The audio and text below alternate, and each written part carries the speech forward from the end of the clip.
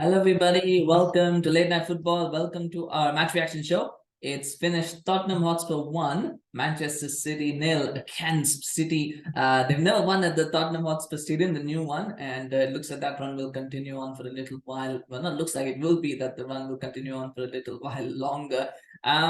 You know what they say? They say that sometimes you do things, and when it comes off, you're a genius. And when it doesn't come off, it's madness. I think what today Pep Guardiola did was madness. It was a lot of madness, and I'm not sure where he's. We always talk about where players' heads are at. I'm not sure where Pep Guardiola's head is at the moment. I think mentally there is something going on by behind the scenes that we're not sure about, because some of the decisions today were just baffling, and we'll talk about that. But we'll start with talking about Tottenham because I want to spend a bit of time on both. I want to, and sometimes you get carried away with what City did. But I won't talk about Tottenham because I thought Tottenham today were excellent. Their pressing was really good. Their intensity was really high. They made sure that at no point City had the kind of space that they otherwise would have enjoyed to kind of break them open. And they made sure that somebody was marking Haaland at all times. I mean, and not just Haaland in terms of man marking, but they were marking the space that Haaland, for the pass to Haaland. So they made sure that there was somebody always keeping track of that. And now this is a key question to ask from Manchester City's point: Is Haaland becoming too predictable? Are City becoming too predictable?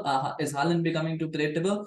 Is there a change that needs to happen on that side? But that's a question for another day, of course. But I like what Spurs did in this game. And then that goal from Spurs. Again, City did this as well at the Etihad, if you remember. Came playing out from the back, making mistakes, allowing, giving the ball away in cheap areas and then conceding goals. They did that again here. Rodri, I have to say, I wonder if Rodri epitomizes what Pep Guardiola football is all about. It's like just take risks sometimes.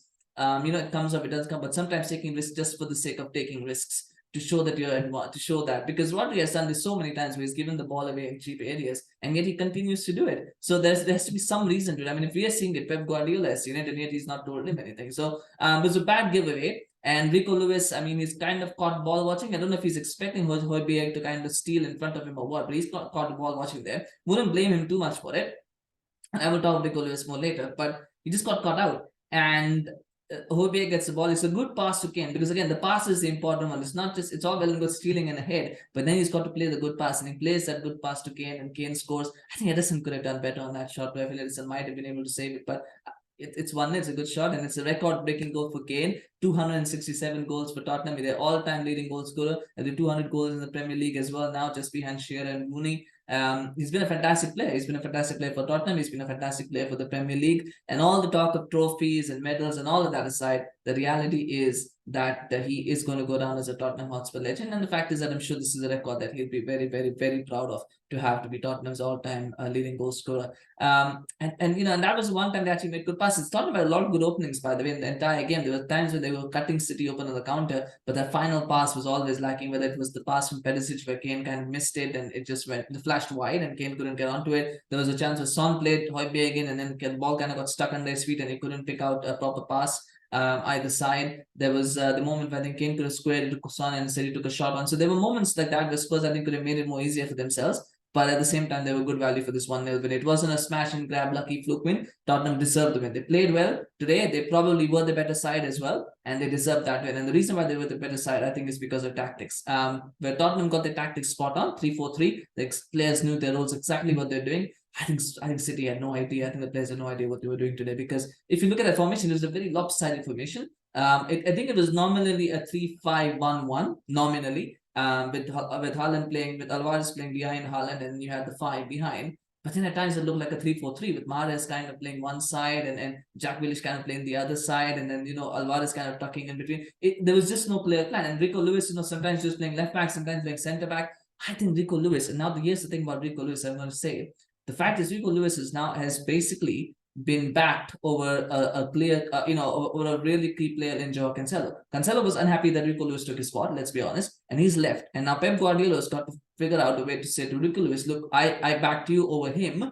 Now you've got to prove to me that you can do it. And I sometimes feel, and Guardiola kind of thinking, I've got to prove to myself and to everybody that yes, keeping Rico Lewis was the right decision. And what that has meant is that Rico Lewis is playing a role I don't think he's suitable to playing that role. Not that he's not suitable to it. I feel like Rico Lewis is being asked to do too much. He's sometimes playing as a left back, then he's playing as a left side CDM. He's got to do both sides. Sometimes playing as a right back and right CDM. It's too much to ask a young player to play so many different roles in a system that is so demanding as Pep Guardiola's. And I feel he's kind of lost sight of that a little bit.